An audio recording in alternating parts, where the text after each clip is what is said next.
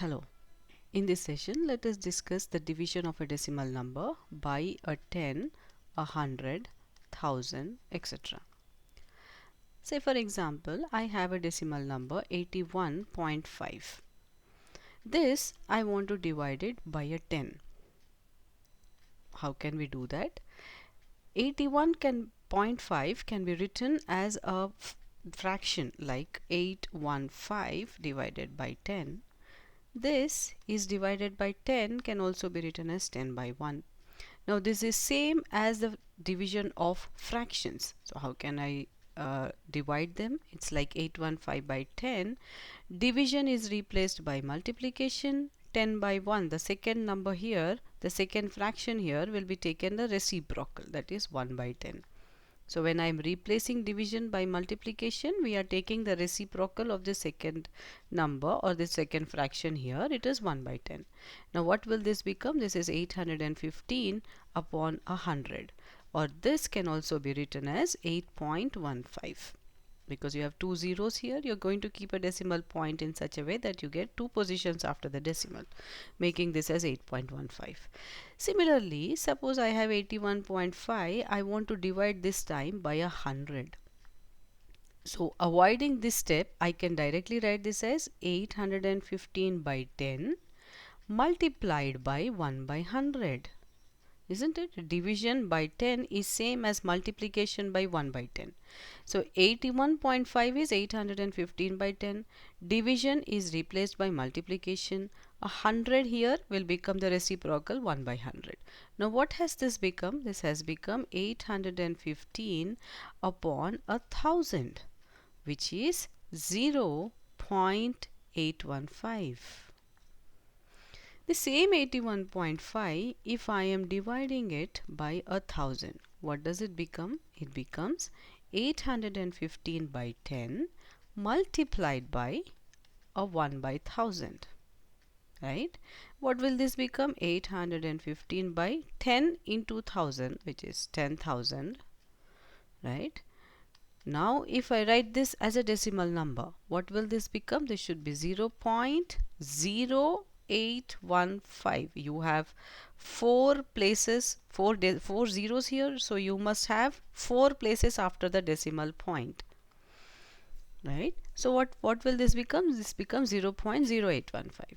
So in all these examples that we have seen here, what you can observe? You can observe that when I am dividing it by 10, it becomes 8.15. So let me write it for you here. 81.5, when it is divided by 10, it becomes 8.15.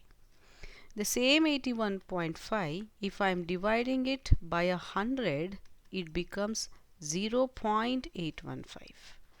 The same 81.5, when it is divided by 1000, it becomes 0.0815.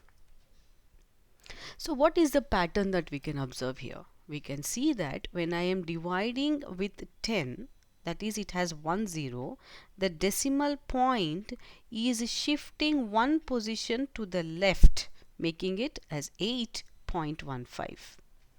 81.5, when I'm dividing it by 100, I have two zeros, so the decimal point here will be shifting two positions to the left, making it as 0.815. Right?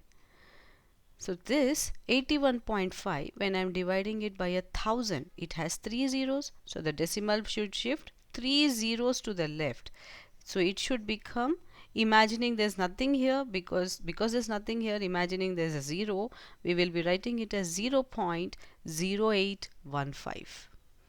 So what is happening is when you're dividing a decimal number with a 10, 100 or 1000, the decimal point is shifting towards left.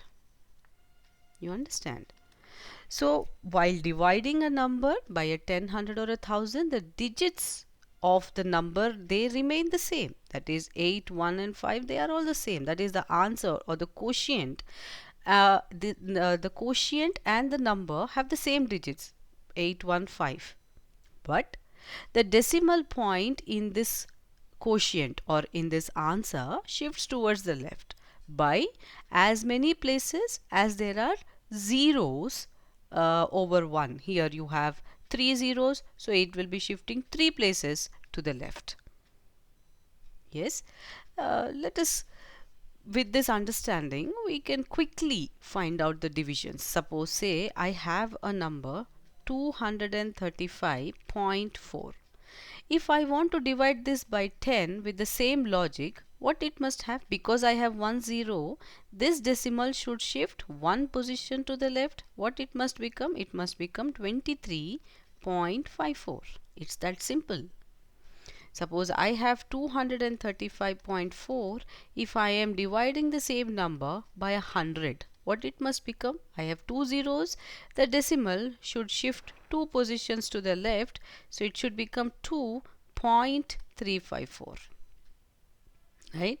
The same 235.4, if I am dividing it by 1000, what it must become? Because there are 3 zeros, it must shift 3 positions, 1, 2 and 3 positions. The decimal point should come here, making it as 0.2354. Right? Say I have another example, say 3.48. Let us divide this by 10. What it must become? This should shift towards the left, making it 0.348. The same 3.48, if I am dividing this by 100, what it must become? 2 positions. I have 2 zeros. It must move 2 positions to the left. The decimal point should come somewhere here. So it must be 0.0348.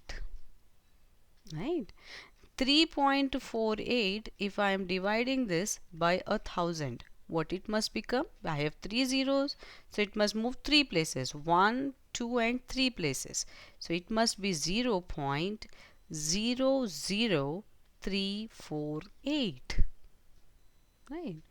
So let us say, okay, let us take another example. Say I have 0.78. If I want to divide this by 100, what it must be?